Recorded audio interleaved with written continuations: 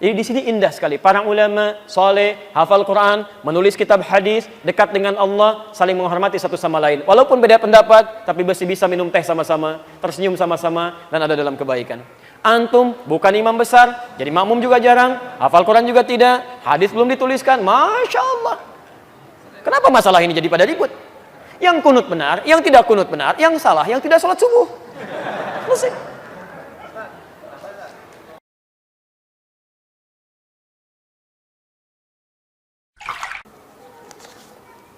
Apa hukumnya kunut yang dikerjakan setiap subuh?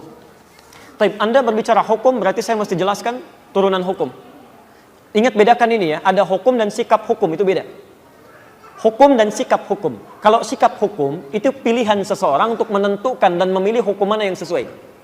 Tapi kalau hukum saja, itu berarti semua turunan hukum yang dipesankan oleh Al-Quran dan Sunnah.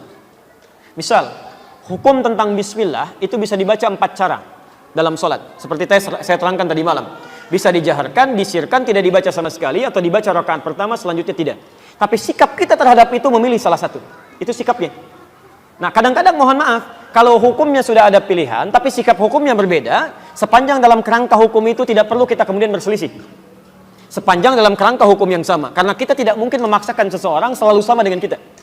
Kecuali kalau pada hukum yang sifatnya satu dalil, satu contoh, dan tidak ada sikap lain kecuali itu saja.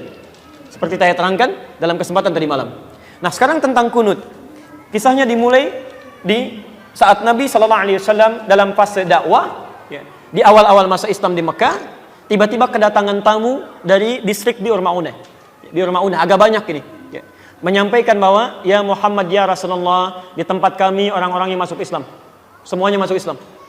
Awal masa dakwah, kedatangan informasi satu desa, bedol desa masuk Islam. Kira-kira senang atau tidak?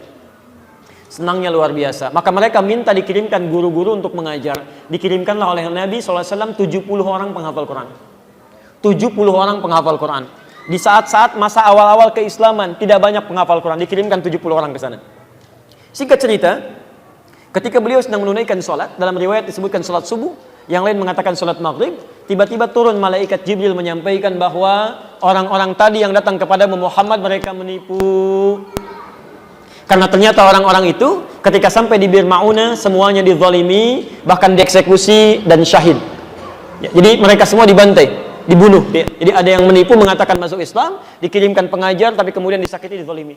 Nabi dengan sifat kemanusiaannya marah pada saat itu. Kemudian beliau berdoa kepada Allah Subhanahu wa taala. Ada yang mengatakan doanya sebelum ruku, ada yang mengatakan bangkit dari ruku.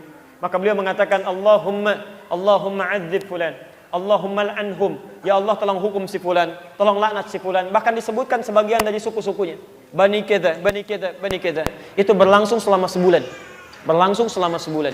Hingga turunlah kemudian Quran surah ketiga Ali Imran ayat 128 sampai 129. Posisi paling kanan sebelah bawah di mushaf standar.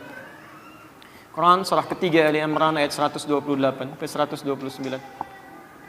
Ayat 128 ini poinnya. Laisa laka minal amri syai'un aw yatuba 'alaihim aw yu'adzibahum fa innahum zalimun. Ketika Nabi berdoa dengan kalimat hukum ya Allah, laknat si fulan ya Allah, tiba-tiba ayat yang turun itu begitu mengejutkan. Muhammad, kamu tidak punya hak untuk menghukum seseorang atau melaknat seseorang karena dia pernah berbuat salah. Hak Allah untuk menentukan siapa yang dilaknat atau untuk menghukum seseorang. Perhatikan, ini kalimatnya indah sekali. Indah sekali. Ini ingin memberikan keterangan kepada Nabi SAW bahwa tugas Nabi itu berdakwah dalam kebaikan. Sekalipun cuma berdoa, maka bila bisa berdoa yang baik-baik, maka hindarkan doa yang tidak baik. Ingin mengajarkan bahwa Muhammad, kamu masih berada di awal dakwah. Jangan cepat merasa panas, kemudian cepat menyinggung, minta dihukum dan sebagainya. Kalau nanti sikapnya seperti itu, nanti lama-kelamaan gak ada bedanya dengan umat terdahulu. Nabi Nuh ketika umatnya mulai menyimpang, minta kepada Allah, ya Allah, setelah berdakwah ya Allah, umat ini gak mau menerima ya Allah, maka turun azab Allah Subhanahu wa ta'ala. Kamu untuk umat terakhir sampai dengan kiamat. Kalau sikap sekarang minta umatnya dihukum, maka bagaimana dengan sikap dan keadaan mereka nanti sampai kiamat? Jangan-jangan gak ada umat nanti sampai kiamat deh, karena nabinya belum apa-apa sudah minta kemudian untuk menghukum. Maka turun ayat untuk meluruskan kepada Nabi supaya berdoa dalam kebaikan-kebaikan. Taib. Ini bukan Nabi salah, bukan, nilai kemanusiaan yang menjadikan bahwa mereka penipu. Sedangkan ini masih ada di awal dakwah. Tapi Allah kemudian menanamkan kesabaran dalam diri Nabi. Yang paling indah, turunlah kemudian ayat ini. Setelah ayat ini turun, terjadi dua peristiwa. Satu, Nabi tidak membacakan lagi doa tadi. Ya Allah, tolong laknat si fulan, ya Allah hukum si fulan. Tapi kemudian merubah doanya menjadi doa yang baik. Dalam bahasa Arab, sesuatu yang baik yang dimohonkan kepada Allah Subhanahu wa taala, singkatnya disebut dengan kunut namanya. Kunut. Permohonan yang baik-baik sebagai ketaatan kepada Allah. Karena Allah perintahkan berdoa dengan yang baik, ya, maka sifatnya disebut dengan kunut. Baik, maka peristiwa yang pertama, fokus, Nabi tidak membacakan doa itu lagi, lalu mengajarkan kepada cucunya Al-Hasan, kepada sebagian sahabatnya, doa yang terbaik sebagai pengganti doa yang ini. Apa doanya? Allahumma hadini fiman hadait, wa'afini fiman afait, wa tawallani fiman tawallait, wa barik li fima atait, wa qini syarra ma qadait. Tidak pakai birahmatika ya. Tidak pakai birahmatika, tapi dalam hadisnya wa qini syarra ma qadait. Itu yang diajarkan oleh Nabi sallallahu alaihi wasallam. Maka kemudian ada yang meriwayatkan Nabi tidak pernah membacakan doa itu lagi, dicukupkan, ya, tapi kemudian sahabat mempraktikkan doa itu dalam salatnya. Ada yang menggunakan saat witir, ada yang menggunakan saat Ramadan, ya, di 10 malam terakhir, bahkan ada yang menggunakan dalam kesempatan salat subuhnya. Dan itu didiamkan oleh Nabi sallallahu alaihi wasallam. Bahkan ada sebagian mengatakan bahwa Nabi Muhammad sallallahu alaihi wasallam pernah menggunakan itu dalam salat subuh. Walaupun sebagian memandang riwayatnya lemah, ada yang mengatakan yang lain riwayatnya kuat. Dari sini, Bapak Ibu sekalian, karena Nabi sallallahu alaihi wasallam tidak mempraktikkan doa yang tidak baik tadi, kemudian mengajarkan doa yang baik ini, dan beliau mendiamkan sahabat yang mempraktikkan, tidak melarangnya, ya, maka disinilah kemudian para ulama melihat itu, lalu menyikapi dan mengambil kesimpulan dengan tiga kesimpulan. Karena Nabi tidak mengatakan langsung. Kalau Nabi mengatakan sudah nggak usah berdoa, selesai masalah. Kalau Nabi mengatakan berdoa ya, ini bagus, selesai masalah. Tapi Nabi mendiamkan di sini, dan sikap diamnya Nabi dalam implikasi hukum itu bisa menerangkan beberapa pilihan-pilihan hukum. Maka Imam Abu Hanifah mengatakan, karena Nabi sebelumnya tidak baca doa, dan setelah itu pun beliau tidak baca doa lagi, setelah turun ayat tadi, maka beliau menyimpulkan tidak ada doa kunut itu. Makanya saat subuh tidak perlu membaca doa kunut, selesai. Imam Abu Hanifah. Imam Malik, Imam Syafi'i menyimpulkan, Nabi SAW baca doa. Doa ini diganti oleh Allah untuk yang baik-baik. Dan kemudian diajarkan oleh Nabi pada sahabat, sahabat membacakan, Nabi tidak melarang. Ini artinya itu pun dibenarkan kalau dibacakan. Maka dari itulah Imam Syafi'i, Imam Malik mempraktekkan doa kunut ini. Imam Malik membacakan sebelum ruku. Jadi begitu membaca surah di rakaat yang terakhir dalam sholat subuh, itu Imam Malik mempraktekkan kunut, tapi kunutnya nggak jahar, sir. Makanya setelah baca surat agak lama, itu sedang baca kunut dalam subuh.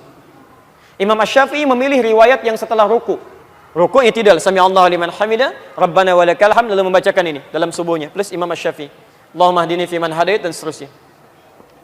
Imam Ahmad bin Hanbal mengambil jalan tengah. Ini Nabi sebelumnya nggak berdoa. Ada peristiwa besar terjadi yang membutuhkan doa, kemudian Nabi berdoa dengan itu. Setelah itu Nabi tidak berdoa lagi. Ini artinya doa ini bisa dihadirkan dalam peristiwa-peristiwa yang menuntut doa itu disertakan oleh kita. Karena ketidakmampuan kita berada di sana. Peristiwa dahsyat besar yang meminta kita atau menuntut kita menghadirkan doa, itu dalam bahasa Arab disebut dengan nazilah. Nazilah. Maka dikenal dengan istilah kunut nazilah. Doa kunut yang dibacakan ketika terjadi peristiwa genting yang membutuhkan doa. Yang ada di Palestina, yang ada di Aleppo kemarin, yang ada di Syria dan sebagainya. Maka dikenal dengan istilah kunut nazilah. Tiga-tiganya disepakati oleh para ulama, baik di zaman itu sampai di zaman kini, ini ijtihad para ulama yang dibenarkan dan sah dilakukan ketika memilih satu di antara ketiganya. Karena Nabi memang memberi peluang yang sama untuk bisa mengerjakannya atau tidak sama sekali. Jadi, di masa bahkan Imam Syafi'i, beliau pernah berkunjung ke tempatnya Imam Abu Hanifah setelah beliau meninggal. Masya Allah Pak, Imam Syafi'i kunut, Abu Hanifah dan muridnya tidak.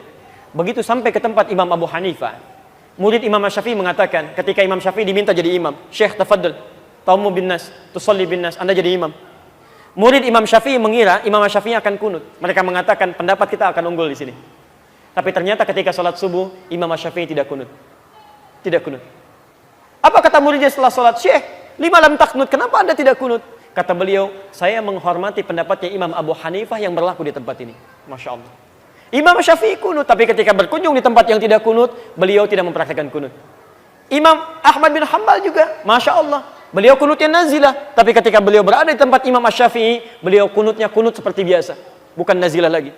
Jadi di sini indah sekali. Para ulama soleh, hafal Quran, menulis kitab hadis, dekat dengan Allah, saling menghormati satu sama lain. Walaupun beda pendapat, tapi masih bisa minum teh sama-sama, tersenyum sama-sama, dan ada dalam kebaikan. Antum bukan imam besar, jadi makmum juga jarang, hafal Quran juga tidak, hadis belum dituliskan, Masya Allah. Kenapa masalah ini jadi pada ribut? Yang kunut benar, yang tidak kunut benar, yang salah, yang tidak sholat subuh. Selesai.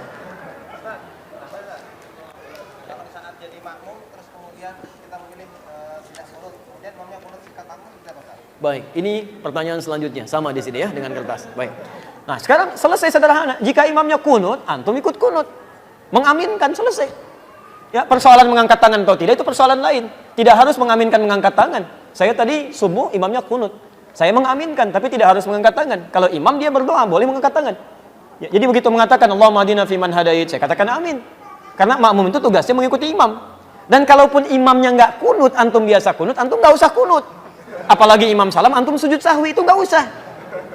Awas jangan terlampau soleh di sini. Awas karena tugas makmum itu mengikuti imam. Imam ruku, antum ruku. Imam sujud, antum sujud. Imam kunut, antum kunut. Imam nggak kunut, antum nggak usah kunut. Selesai ya? Gampang sebetulnya. Allahu Akbar. Yang salah, yang tidak, kita sepakat di situ. Baik. Saya dulu di Tripoli dapat kunjungan dari ketua PBNU dulu. Datang, ya. Mengatakan, alhamdulillah katanya Ustaz. Di Indonesia sekarang NU dan Muhammadiyah sudah kompak. Subuhnya nggak pakai kunut katanya. Masya Allah saya bilang, bisa begitu? Iya, karena nggak pada ke masjid semuanya masing-masing.